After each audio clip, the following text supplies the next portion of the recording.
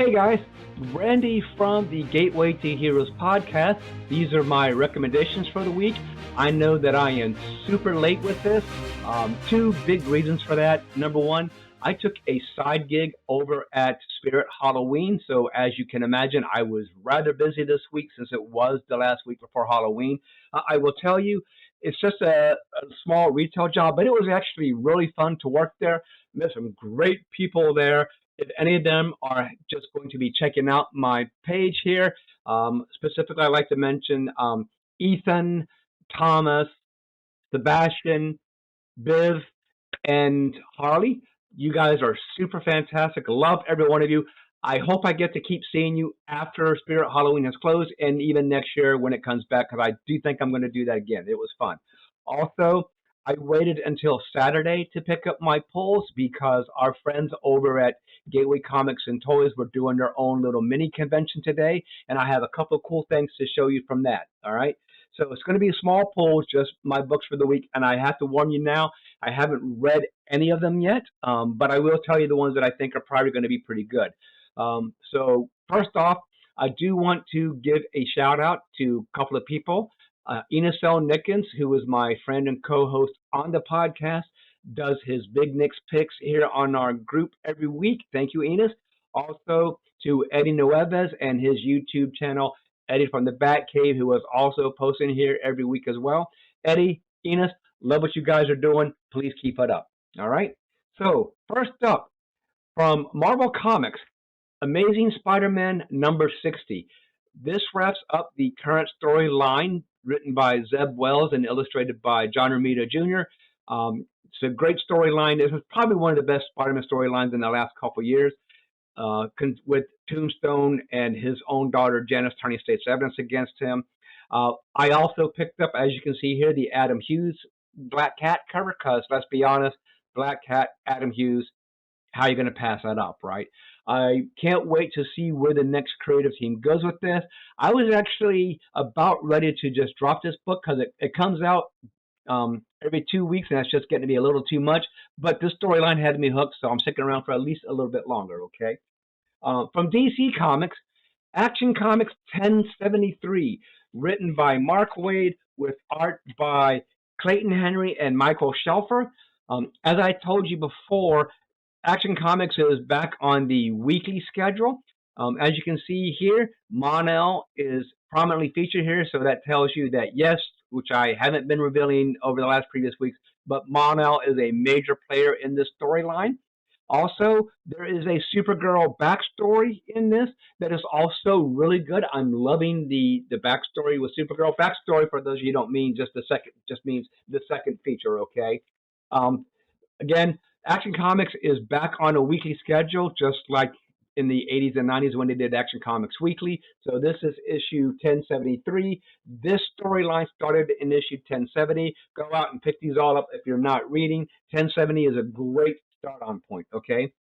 Also, by DC and their Vertigo line by James Kenyon IV with art by Alvaro Martinez Bueno. Nice House by the Sea, number 4. This is a follow up to his series Nice House by the Lake. It is a fantastic horror mystery story. I really wish someone would pick up Nice House by the Lake as a TV option and do a miniseries.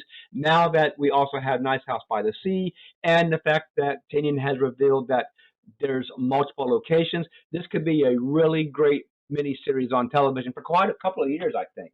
So, also, I tell you every month that this is DC's consistently best written book, and I'm going to even go so far to say that about the one shot Swamp Thing, Poison Ivy, Feral Trees, also written by G. Willow Wilson, art by Mike Perkins on this one. I had the Jessica Fong Star cardstock cover here, and once again, I love the fact that DC does this. They put the regular cover behind the variant cardstock cover as well. So Swamp Thing, Poison Ivy, Feral Trees.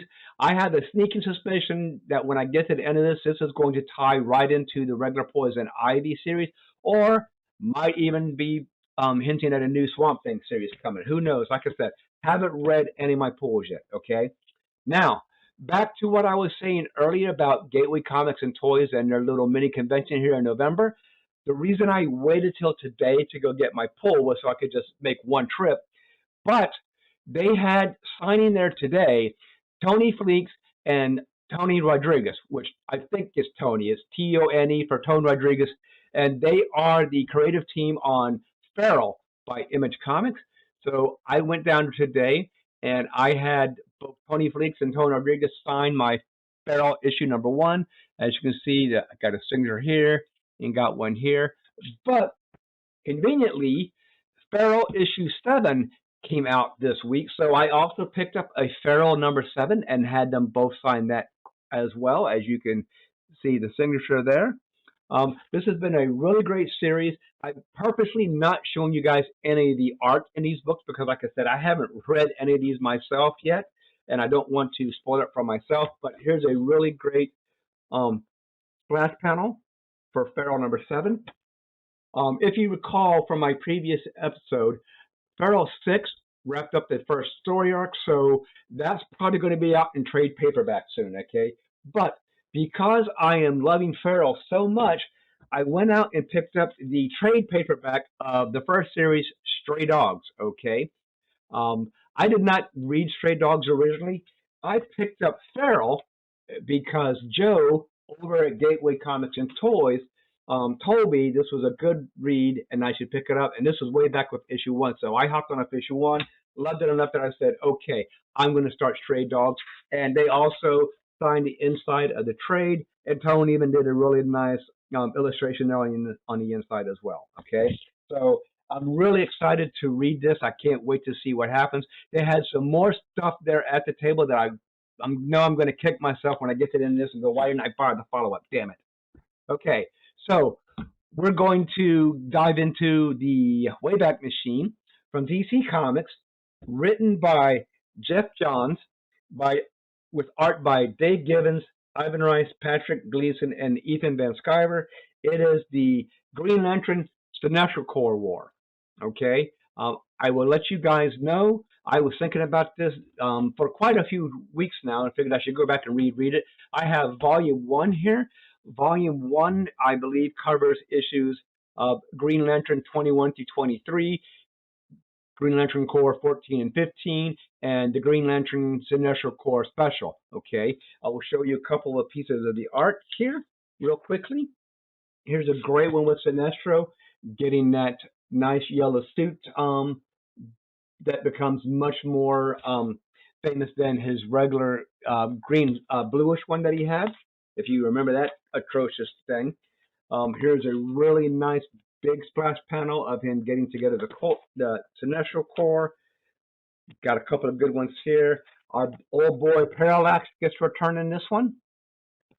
And then I think, I don't remember her name here. I believe it's Lissa Dark. You can always comment if I got that wrong. But the reason I am rereading Sinestro Corps War, and again, Volume 2 here of the Sinestro Corps War, and this will cover Green Lantern issues 24 to 25 and Green Lantern Corps 16 through 19. But for those of you who don't know, the Green Lantern series was kind of at the time, right? This is still Jeff Johns, Dave Gibbons, Peter J. Tomasi now in art, Ivan Rice, Patrick Gleason, and Ethan Van Sciver still, right? But anyway, what I was saying, the Green Lantern series at DC was kind of floundering when Jeff Johns took over. This is the storyline that sets off the whole big ball of wax that made Green Lantern one of the best-selling titles at DC for a couple of years. Because right after this, we get the Blackest Night storyline, which I might go ahead and read that after I finish this. And we also get the premise idea of the emotional spectrum and all the other rings as well, which I believe is going to happen in Green Lantern 25 at the end of this series, okay, of the story arc. So if you don't remember, Sinestro Corps War, he gets his yellow costume, he assembles all his members, including Parallax, Anti-Monitor. They start taking over the DC universe, and then the whole Blackest Night comes, And of course, out of Blackest Night, we get Brightest Day. But guys, this right here, this story is the one that fires off the huge popularity of Green Lantern over at DC. And like I said, Jeff Johns does some amazing work over on Green Lantern, starting with this series, and it becomes one of DC's best titles for a good couple of years there, okay? I sadly to say, I just don't think it did that well after Johns left. And I think when he did leave the book, everybody knew it was probably not going to survive as well as it did. I mean, Johns was knocking it out the park, and I think we all knew that it just was going to suffer after he left. All right, so that is my polls for the week. As I said, it's a very small week, small polls. As always, you can drop us a line at gatewayheroespodcast@gmail.com. Please comment here on our group page as well. Let us know anything that you have questions on, anything that you think, and I will see you guys next week.